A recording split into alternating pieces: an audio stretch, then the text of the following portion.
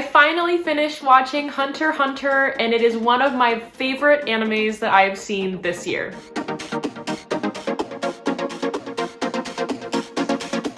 Hello there, my fandom friends! Today I am going to be talking about all 7 arcs that are currently out of Hunter x Hunter. Now, I'm not all caught up on whatever is happening in the manga. I know that there's some content left to be read and probably to be animated. I'm not fully caught up with what's happening with all of that, but I have finished what is animated and I want to talk about each of the arcs. So of course, in order, we have Arc 1, the Hunter exam, we have Arc 2, which was the Zoldyck family, we have Arc 3, which was Heaven's Arena, we have Arc 4, which is the Yorknew City arc, we have Arc 5, which is Greed Island, 6, which is the Chimera Ant arc, and 7, which is the 13th Chairman arc. Now, after watching all 7 arcs, I came to realize that they were all so completely different, which I absolutely loved. I feel like that's not really something that's common in a lot of animes, is for each season or each arc to feel completely different. And for Hunter x Hunter to the point of where it felt like an entirely different show,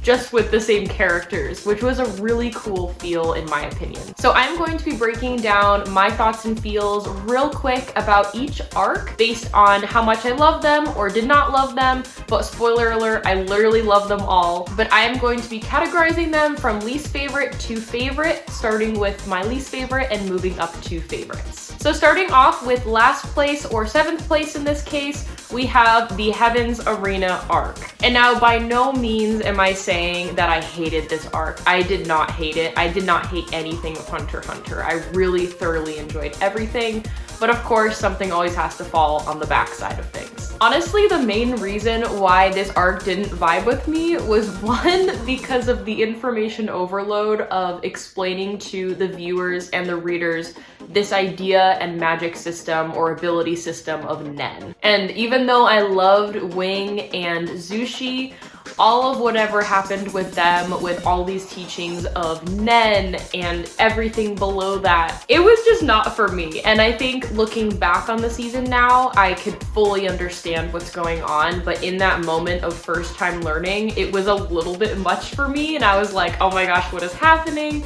I later did look at the manga and they have a really great breakdown of everything that really helped me understand the abilities more, and of course as you watch throughout the seasons it gets better and better and you get to start seeing the abilities get used together and individually and you understand it a lot more. It was just a lot, and that's okay. The second reason why this arc kind of fell short for me is just because I am not a fan of sports. So any type of like arena, like wrestling or boxing or things like that is just really not my thing. And so having these kind of face-offs of these duos go against one another using their abilities is just not my favorite thing to watch. But again, I understand why it was shown and why it's in the story, is to show the continuous growth of these characters, but then to also explain all of this power system while also training our main characters. A couple things I liked from this arc were seeing Killua and Gon together. I love their friendship and their bond so much, and it's just so strong and beautiful. So I really loved getting to see Killua join Gon, whereas Leorio and Kurapika kind of went their separate ways. And then also Hisoka was a nice touch to add to the season. I feel like he added a kind of villainous kind of element with him being in the way for our main characters, but really he was just wanting them to get stronger. Of course, we got to see his fight style more, and everything that we learned about his bungee gum at that time was really interesting and cool. And so there was just a lot of character growth for some of our main characters in this arc. That was really fun. Coming in 6th place, we have the Zoldyck family arc, which was the 2nd arc. Very short, very sweet, very, very interesting. It just wasn't a lot compared to some of the other arcs. Now, I absolutely love learning more about Killua's family and the depth of it and how different all of his family members are. I love stories that have very complex family dynamics and just different family things where you don't really see in a lot of like generic kind of stereotypical stories. where it's just like, oh yeah, we have this family, there's a mom, there's a dad, there's some kids. No, like in this, there's just so much more to be shown and to be added to Killua, and all of them individual and what they provide to the story. I was so disturbed by especially his mom and his older brother. They're just so like creepy and gross and deceitful, like terrible people. Even his dad was very mysterious during that arc when we're just first learning about him, and everything that he promised with Killua seemed a little bit suspicious at the time. And it just seemed like everything that that family was doing for Killua was for like all the wrong reasons. And like all Killua wanted was freedom and to be with his new best friend, which his family did not approve of. They didn't want Gon and Kurapika and Leorio to make it that far, because they don't want Killua to have that distraction, is kind of how they see it, which is really sad because everyone deserves friends, everyone deserves freedom.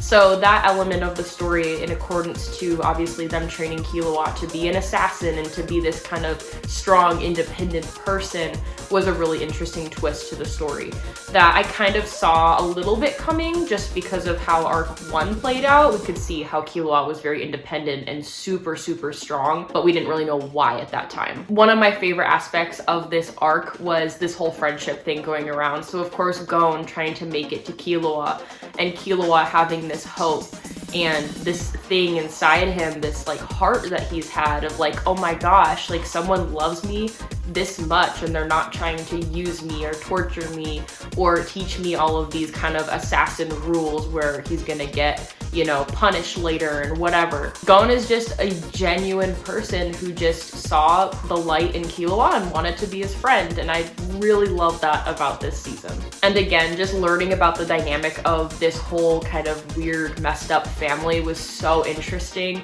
Again, I'm a fan of that kind of thing. That's why I'm obsessed with Rui and the Spider Family from Demon Slayer, is just because it's just so new and refreshing, which is really cool. Coming in 5th place is actually the very last arc that was animated, the 13th chairman election. Now, I am not a fan of any kind of politics or elections or kind of governmental decisions. All of that is just not really what I want to read in books or watch on the TV, because I already live with that. Why would I want to see more of these like fantasy, you know, drama in their government system and their politics? Like, I genuinely just don't care.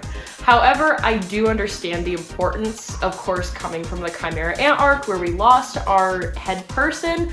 Obviously, they need to get a new one, and it's kind of an important thing to see. So I do understand where it's coming from. The election process kind of took it a little bit away from me and my interest for it, but something that brought me back was actually the Zoldyck family, with all of Killua and his sisters kind of part of that arc. I found all of that to be incredibly interesting, and even back when I watched the first kind of explanation of the Zoldyck family, we can see kind of a silhouette of their whole family, and there's always a little girl next to Killua. We never really got to see her, and I'd always seen that in the previous arcs and wondered, like, why is she so special to him? Because we can see they're holding hands.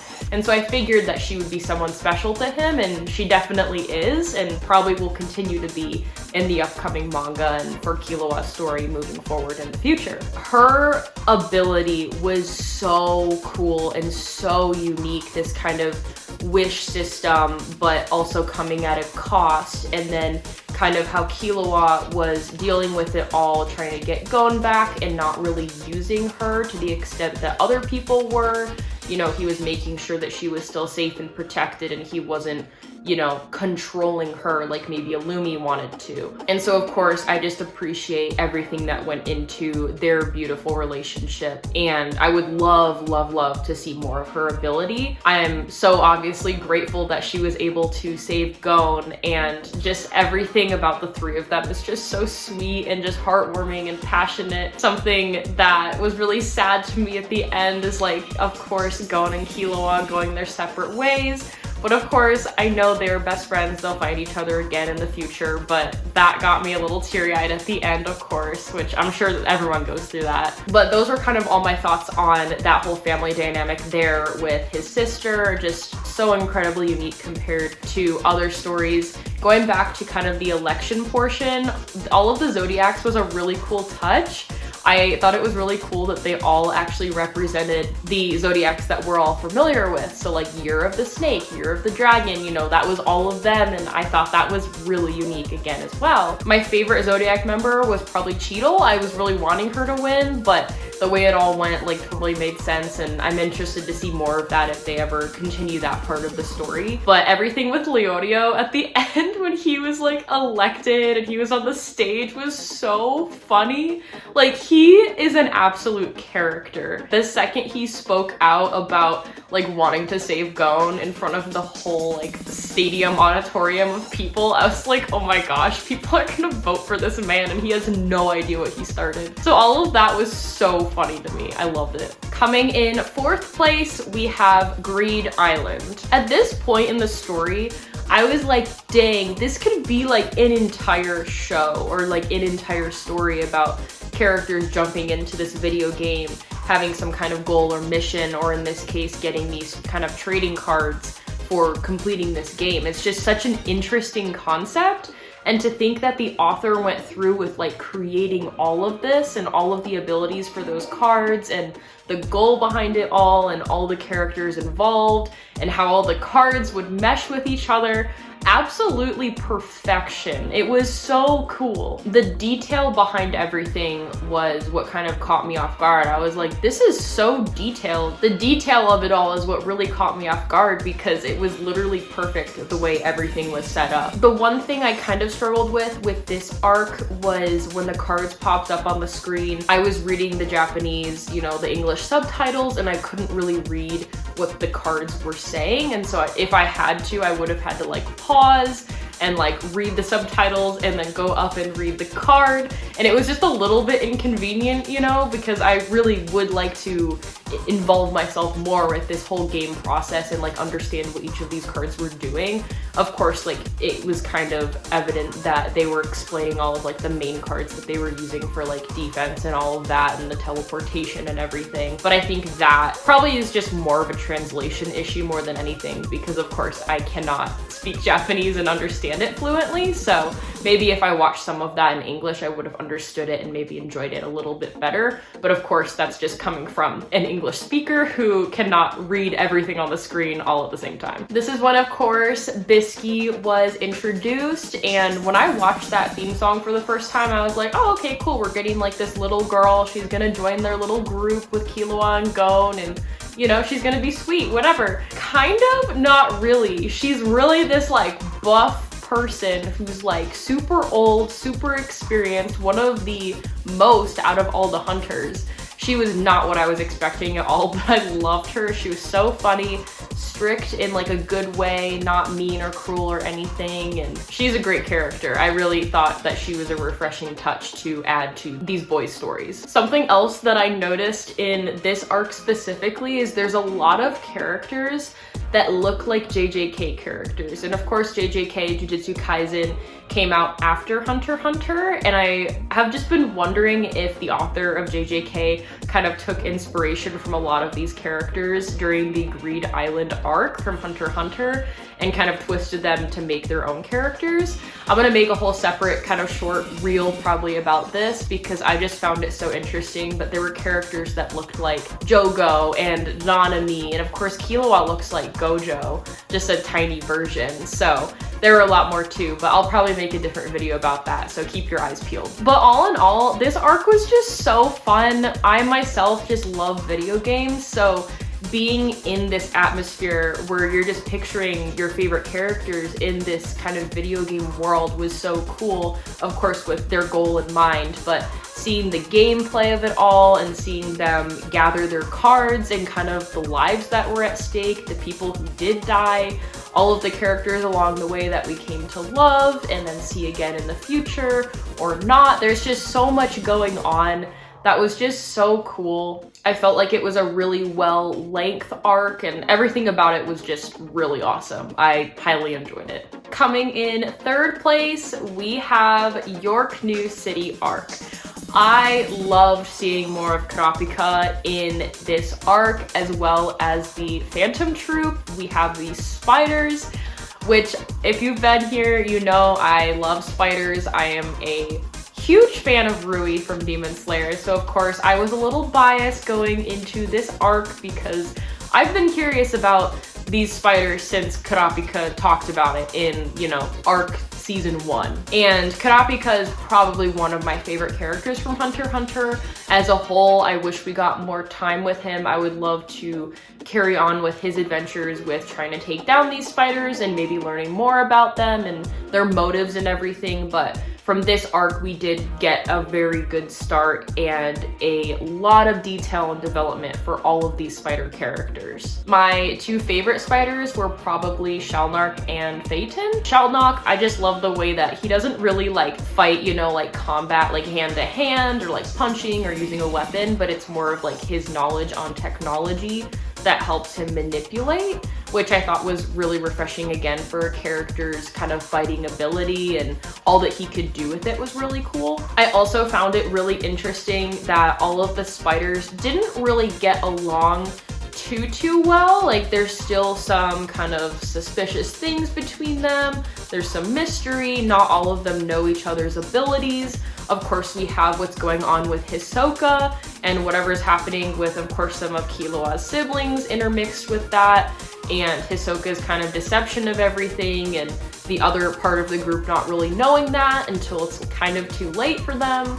Of course, we had our death of one of the members, which I was not expecting right off the bat. Kurapika really said, let's bring a shovel to that fight. And then of course we lost our other member, which was super sad, which obviously I know that these people probably aren't doing like the best things, but like they also have intentions toward things and they're doing these kind of bad things for a reason that I would like to know more about. And of course, these are characters that came back in like Greed Island, and of course we'll see them again, I'm sure, in the future. I've seen them on the covers of some of the manga for Hunter x Hunter, so I'm excited to see more of them. But as a whole, their gang was just so cool, and I just would love to see more of them. Phaeton is the voice actor who does L from Death Note in the Japanese version, which I am obsessed with him. In my room that way, I actually have a signed autograph from him from the Japanese voice actor, which just makes me so incredibly just happy and thankful.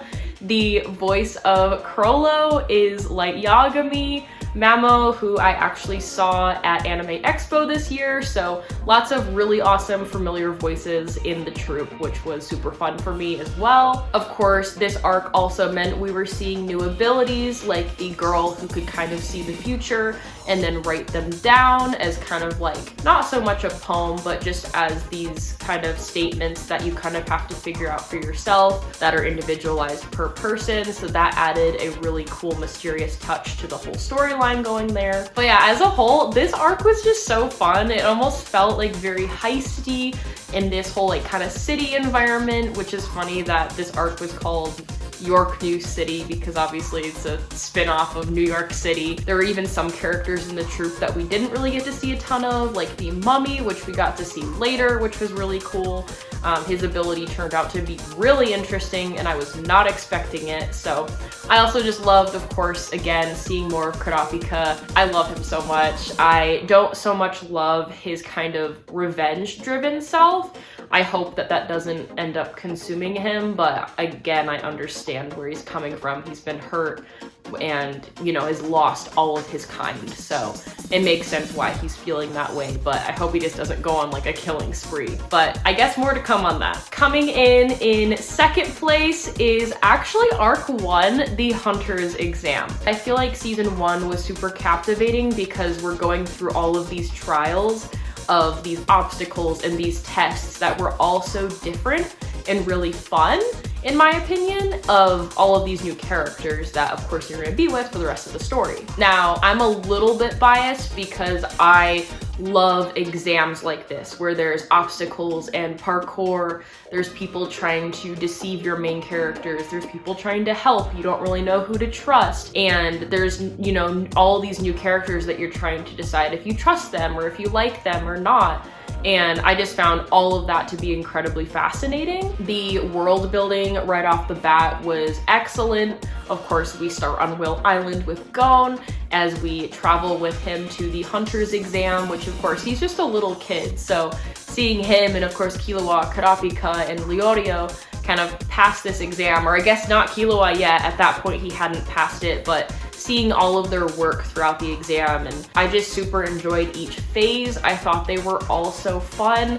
One of my favorites was when they were in that kind of tower box looking thing and they were timed and they had to combat against the criminals. There was just so many different elements to that one test that I found to be really fun and interesting, and honestly just keep watching. Like Hunter x Hunter, especially the Hunter exam and the Chimera Ant arc, I felt like I just couldn't stop. Like every episode left off on a cliffhanger and I just wanted more and more. So it was just really easy to watch. But going back to Killua, he didn't meet the requirements of the exam. He kind of got busted in the end, and that was a huge plot twist that I didn't necessarily see coming, but Illumi messed it all up for him, and we didn't really get to see all of what transpired until, of course, Gon woke up and he was being told the story of what happened, and that, of course, led into Gon looking for Killua. But all of that was such a plot twist. And Illumi, what he looked like as, like, I call him like Pinhead when he has all of the pins in him,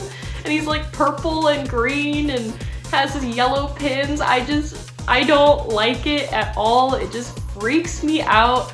Obviously, I know his character has more development to come, and obviously I've seen that at this point, and there's probably more in the manga, but he just gave me the ick. Like, I was like, oh, of course he would be working with Hisoka. I also love this arc because all four of our main characters were together. We have Gon, Kurapika, Killua, and Leorio, and of course Hisoka is there, which I feel like he's kind of a main-ish character, getting to learn more about him. And then of course we have these other characters who passed the exam, which we see throughout the rest of the arcs, which was really cool to bring them back. But all in all, this arc was just so much fun and such a great way to start the story.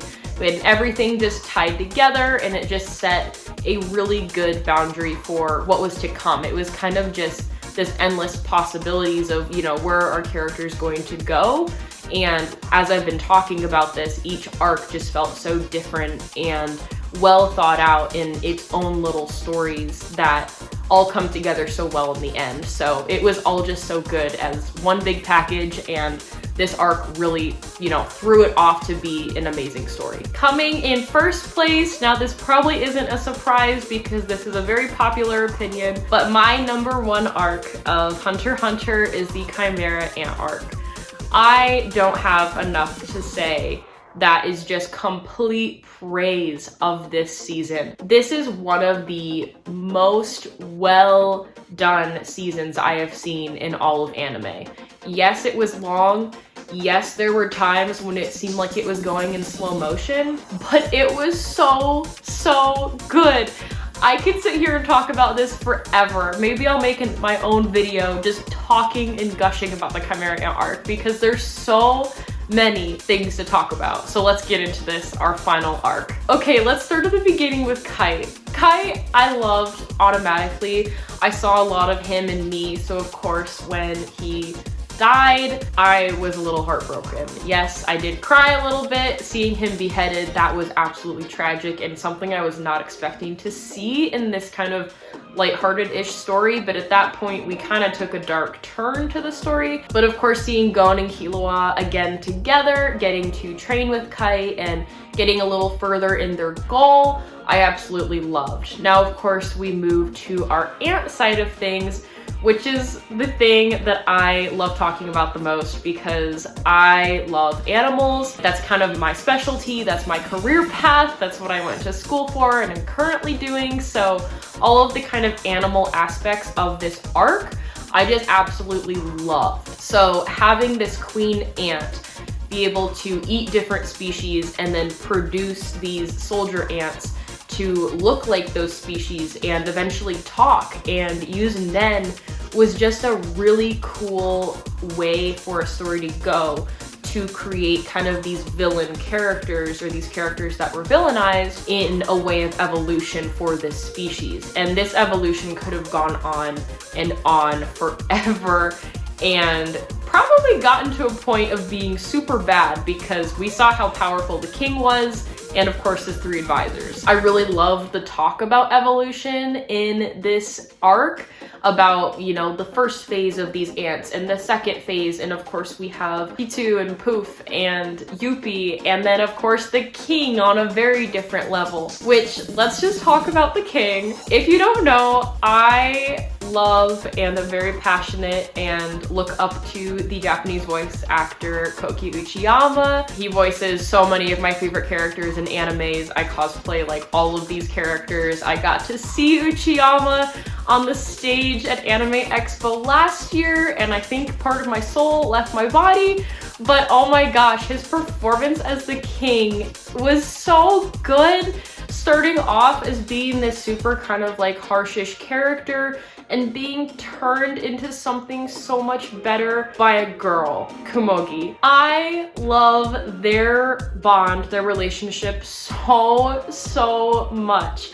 I don't ship them. I know some people do, some people don't. I'm someone who does not ship them, but I found their relationship to be super genuine, super just, you know, kind. There's so much kindness behind it, and everything that she did to help shape the king to being such a good human, or a good person, even though he's this ant creature that was kind of sought out to rule the world and control everyone with all of his power, which of course isn't really the way it ended, because he was turned. He was a changed person in the end. I could talk about this forever. I love them so much, and I'm just gonna jump right to it, but their death scene will forever haunt me. I lost it. That is when I cried the most during Hunter x Hunter, is their death scene. And it's set up in a way where you think only the king is gonna die because he's been poisoned by the explosion. And then you realize that Kumogi doesn't want to leave him. And so she is going to catch this poison because it's contagious, and she's going to die,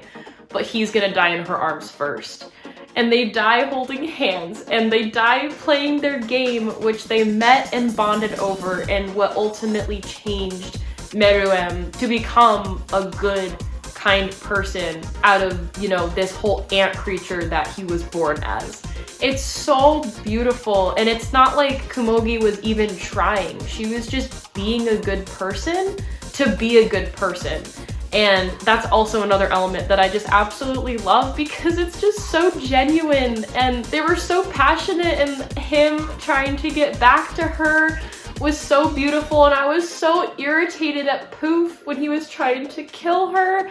I was like, please just let them be. Like, he would have probably stopped trying to rule the world. He just wanted to play the game with her. How genuine is that? I could sit here and talk about them forever, but I'm going to move on to, of course, the main 3 under the king. I love them. I am going to actually cosplay Poof. I have heard he's a very hated character. I assume that's because he tried to kill and manipulate Kumogi and everything that he did between her and the king. Obviously, I hate all of that. That is a big no for me, because I am here for Meruem and Kumogi. First, Poof, you can back off. Everything else about this man, I was like, am I just watching myself on the screen? All of his like dramatic outbursts, and his glitter and his rainbows, and like all of his just like flamboyancy, I was like, he's literally me. Except this is all me in my head. Like, I'm an introvert. I'm pretty sure I have the same personality type as him, INFJ. He's a little bit more outgoing, but I think a lot of that is in his head, which is fair because that's how I am too. I felt like I was watching myself. I was like, yeah, here's all the drama, all the stress, all the anxiety, and obviously all of that for him was very different than like our real life. He was just so funny to me. I really liked Yuppie. I thought he was a little bit of kind of like a doofusy character, a little bit of an airhead, but still powerful, and I felt like he had a lot more heart and like genuineness than P2 and Poof. So seeing his death scene was kind of sad because he was just laying there. We didn't even get to see it really happen. And then of course P2, I really enjoyed her character. I thought that her ability was really interesting. All three of them had really, really cool abilities that of course aided their king and everything. They all lasted a lot longer than I thought. And of course Gon's whole fight with P2 at the end was insane. I was not expecting him to just blow everything out of proportion and just grow up and use all of this Nen and all of this power, like, you know, over time is what he was supposed to do, but it all kind of just came out and took it out on her, and I was not expecting that at all. But of course it was all the love that Gon had for Kite, which, you know, is always what I bring that back to, that whole fight and that whole explosion, which is also a very human trait. Other ants I wanted to mention that I really enjoyed was Colt. I thought that was so sweet of him that he decided to, you know, save and take care of that last baby that was in his queen. I really loved Colt's character the whole time. I knew from the beginning that he would turn and be more of this kind of good guy and this good ant character. I really liked the cheetah. I think his name was Chitu. He was so funny to me, and like, he was just so playful, energy everywhere, which makes sense for a cheetah creature, but I really enjoyed him, and I was so sad when he died, but like, obviously I understand why he had to die. Also, very special mention to the chameleon and the octopus. I love them both so much. I honestly thought they were both gonna die, and I would have been heartbroken if they did. Also, shout out to, obviously I know these aren't ants, but Knuckle and Shoot. They were such good characters, especially Knuckle. I loved his care for like animals too. All of the stuff with him with the dogs was so sweet. I could go on about all these characters. There's so many amazing characters in the Chimera Ant arc that just grew on me, and I would have been so heartbroken if any of them were to have died. Palm, I did not like it all in the beginning. I really hated her character, and I kind of wanted her to just die because I didn't want to see her anymore. She grew on me as well. After she became an ant, I really started to like her more, and I felt more motivated to see more of her ability, and seemed like that really kind of created her to being a better person, which was really interesting. But oh my gosh, I'm probably gonna have more to say about the Chimera Ant arc in the future. I already made another separate video about the Chimera Ant arc because I just loved it so much. If you have any questions about it, like, let me know. I'll let you know all my thoughts if it's about a character or a theme, whatever. It was just such a good arc. I did at times think it was a bit slow, but I understood the pacing of it. They really wanted to flesh out the fight scenes and show like, okay, this is happening here, this is happening here. We had a lot of characters to follow, so of course we had to jump back and forth, and all of these fights are done within seconds to like minutes because we're working with very powerful characters that move very fast and are very fast thinking, and so of course they had to kind of slow that down for us, which I think was a really unique way of telling the story, even though it was a bit longer than I originally expected. But all good things to say about the Chimera Ant arc. I loved it so much. It is my #1. All in all, those are my thoughts about all 7 arcs of Hunter x Hunter. I am just so happy I have finally seen it and just adore these characters and this story so much. I am excited to see more of it. If you have any questions that you want to ask me more about my thoughts, I would love to answer anything in the comments or make separate videos about it. If you have any comments or things that you would like to say about the story, I would love to hear from you and your favorite characters, your least favorite characters, or arcs, anything about that. I would love to hear from you, and I hope you enjoyed this video of me talking about Hunter x Hunter. But until next time, bye!